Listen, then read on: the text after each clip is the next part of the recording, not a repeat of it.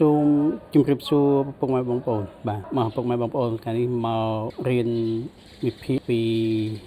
គ្រោះថ្នាក់ចរាចរណ៍ជាមួយខ្ញុំបាទបន្តទៀតបងប្អូនបានឃើញវីដេអូឃ្លីបពីនេះហើយតើវា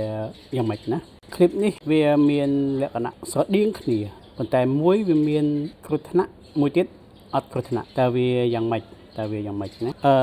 យើងមករៀនភាគទាំងអស់គ្នាវីដេអូពីនេះមានថាបើសិនជានៅក្នុងស្ថានភាពផ្លូវតែមួយណានឹងមានគ្រោះថ្នាក់ដូចគ្នាប៉ុន្តែម្នាក់คลิปវីដេអូខាងលើគាត់សំណាងដែលខុសនៅស្ថានភាពផ្លូវយើងមើលណាតែបើសិនជានៅស្ថានភាពខាងក្រៅវិញគឺដូចគ្នាគឺត្រូវតែមានគ្រោះថ្នាក់ដូចគ្នាតែសំណាងហើយគ្រាន់ខុសស្ថានភាពផ្លូវតែមួយបងប្អូនត្រូវតែដឹងចំណុចសំខាន់ដែលនាំឲ្យគ្រោះថ្នាក់ចរាចរណ៍កើតឡើងណាបងគឺពេល